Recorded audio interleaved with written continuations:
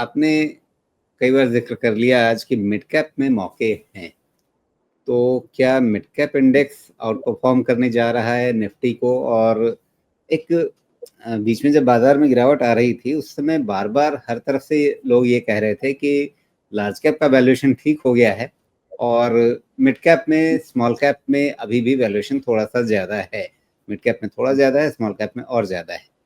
लेकिन क्या अब कहानी पलट गई है? लार्ज कैप काफ़ी तेज़ी से संभल गया और क्या मिड कैप में अब यहाँ से आगे कैचअप होना है?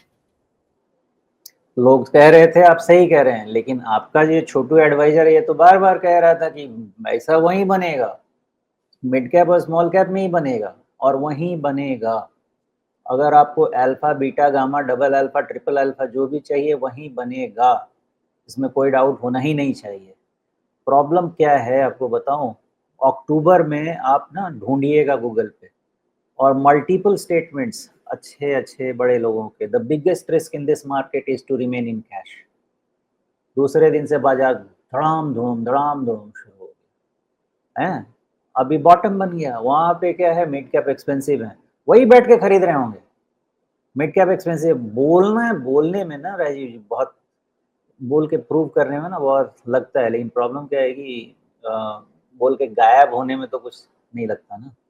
हम गायब नहीं हो सकते ना, आप मुझे पकड़ के हर 2 दिन में ढूंढ के ले आएंगे, कहाँ चले, कहाँ बैठे हो, आओ बात करो। तो मेरी दिक्कत ये है ना कि मैं बोल के कहाँ भागूंगा।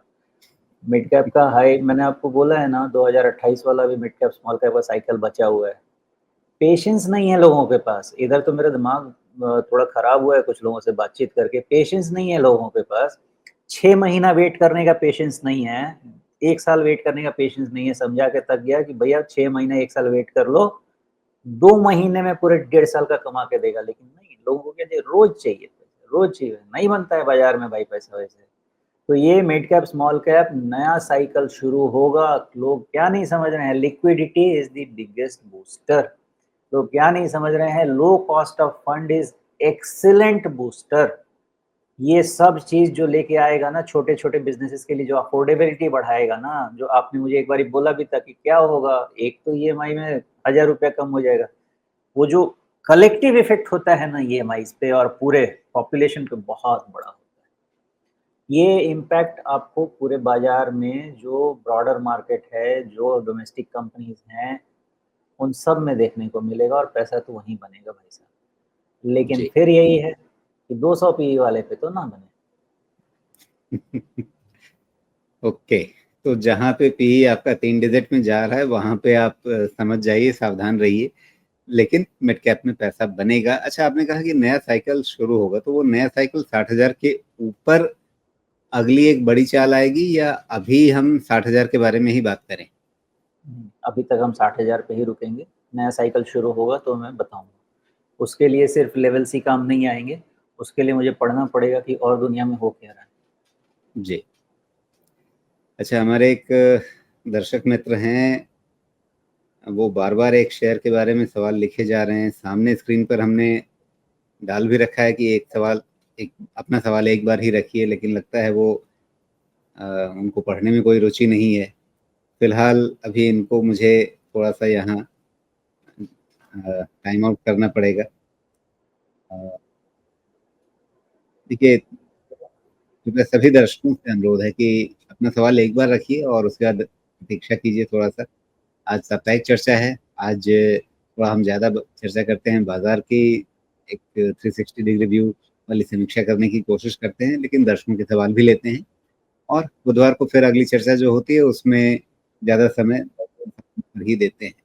तो आज अगर सवाल नहीं भी ले पाएंगे जिनके, तो फिर वो बुधवार का समय रहेगा उनके लिए। लेकिन एक बार अपना सवाल रख दीजिए और उसके बाद इंतज़ार कीजिए। बार बार आप कमेंट करेंगे तो मेरे लिए भी दिक्कत है, बाकी जो दर्शक देख रहे हैं उनके लिए भी दिक्कत है, तो प्लीज़ ऐसा ना करें। ऐसा मैं चाहता नहीं कि किसी को टाइम आउट करना पड़े या किसी को ब्लॉक करना पड़े, वो सब चीज़ें मैं चाहता नहीं। अच्छा, अब स्मॉल कैप की बात कर लेते हैं। रमेश, क्या स्मॉल कैप में भी वही कहानी है या स्क्रिप्ट में कोई चेंज है? कोई चेंज नहीं है। और मैं ये ज़रूर कहूँगा कि इस समय ये डिस्कशन हमारा हो रहा था कि किधर रखना है, कितने के नीचे में रिस्क ओपन करना है। और मैंने वर्बैटिम यही कहा था, कोई रिस्क ओपन नहीं करना है जब तक ट्रेंड ठीक है, इसका 200 डीएमए का ही ट्रेंड है। तो जो मुझे डेटा पढ़ना आता है वही पढ़ के बताऊँगा, 200 डीएमए का ट्रेंड है तो हो गया। लेकिन ध्यान रखने की बात ये है कि पहले बड़े वाले भाई साहब चलते हैं, आपके लार्ज कैप चलते हैं। उसके बाद वहाँ पैसा हो जाता है, सब कुछ चला आता है, तो फिर थोड़ा सेक्टोरल रोटेशन भी होता है। फिर आपका आएगा मिड कैप में, मिड कैप वाले चले जाएँगे, तो फिर जब पैसा-वैसा थोड़ा बन जाता है, तब फिर आते हैं स्मॉल कैप में। लेकिन स्मॉल कैप में क्या है ना, बुयांसी ज़बरदस्त होती है। इसलिए ये लगता तो है कि ट्रेल कर रहा है, लेकिन जिस दिन ये निकलेगा, उस दिन सब इसको ट्रेल करते हैं। होता वैसा ही है।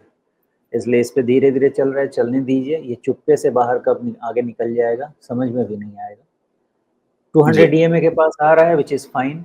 मुझे लगता है कि अगर मिड कैप अपना ऑल टाइम हाई जा रहा है, तो ये क्यों नहीं जाएगा? ये भी यानी 20,000 के जाएगा। आसपास इसमें भी नज़र रखी जाए। हाँ, लेकिन सही समय पे वो पत्ता खोलते हैं राजीव जी। अभी एक-एक स्टेप लेते हैं, नहीं तो होगा क्या कि बोल दूँगा हो गया 20,000, उसके बाद कल पता चला कि और 4 स्टॉक खरीद लिया, पता चला मिड स्मॉल कैप में करेक्शन शुरू हो गया, अब मैं अटक गया। इसलिए सही समय पे वो पत्ता खोलें। जी, लेकिन दिशा ऊपर होगी या अभी 200 डे मूविंग एवरेज से थोड़ा-सा पलट करके वापस कोई नीचे एक हायर बॉटम नया बनाना है? मुझे ऐसा लगता है ना, ये कैंडल देख रहे हैं 25 मार्च वाला? 25 अ, मार्च? 25 मार्च 2025 नहीं, सॉरी 24 मार्च वाला, 24 मार्च वाला। जी, मुझे ऐसा अच्छा, लगता है कि उस हाँ, वो क्लोजिंग बेसिस पे वो फाइनली सपोर्ट बन जाएगा। उसके नीचे नहीं होना चाहिए। यानी मोटा-मोटी 16,400 पर नज़र है। हाँ, थोड़ा बहुत ऊपर-नीचे होगा, उस समय डिस्काउंट कर जी, देंगे, जो भी है। लेकिन मुझे जी, लगता है मेन मामला वहाँ आना चाहिए। ओके। लेकिन फिलहाल अभी एकदम जल्दी से 200 डे मूविंग एवरेज पार करके ऊपर भागने की तैयारी नहीं है अभी, अभी थोड़ा-सा यहाँ पे ठंडा होना है। बिल्कुल।